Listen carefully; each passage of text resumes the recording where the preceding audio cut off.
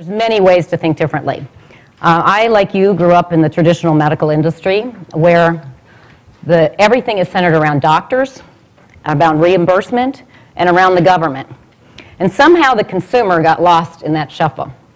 But I'm telling you right now, because I've been a futurist in healthcare, I've looked at a lot of trends over the years, I've been right on a lot of things, and right now I believe that the consumer and the employees and the employers will drive the biggest change in healthcare we've ever seen. So that's what I'm going to talk to you about today. And that will be my idea of thinking differently about healthcare. But why are consumers different today than they were in the past? I mean, consumers have always wanted to be healthy. Everybody wants to be healthy. Everybody in this room wants to be healthy. So why are they different today? Well, I'm telling you, it's really different. The web has changed the game. Consumers are talking to each other every second about healthcare. The world has changed the game because guess what? We used to think we were pretty good in healthcare, right? We're not. We're 37 on the list.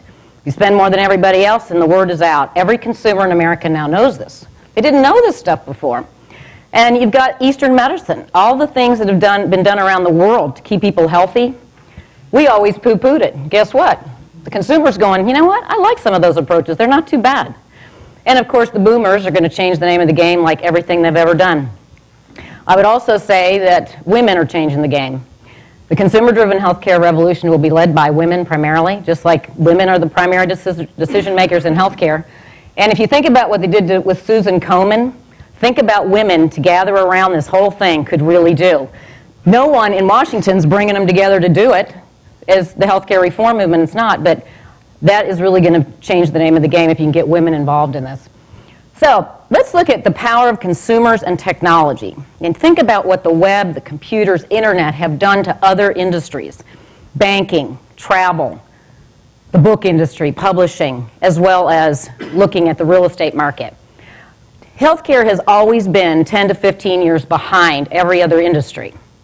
And guess what? I just want you to look at this slide and say, okay, what is going to happen to the traditional systems, the traditional facilities that are out there as the consumers with information technology and wireless start driving healthcare change? It will surely impact healthcare like it has these other industries. At the board level, there's some champions coming out there on this stuff. Obviously, technology is changing the game everywhere. Just to touch on a few things and why the consumer is right in the center of it. If you look at social media, people are talking to each other. Patients like me. This is all these chronically ill patients in various diseases. They're not talking to doctors. They're talking to each other. And then they're finding out. They just added a sector in there which is focusing specifically on fibromyalgia.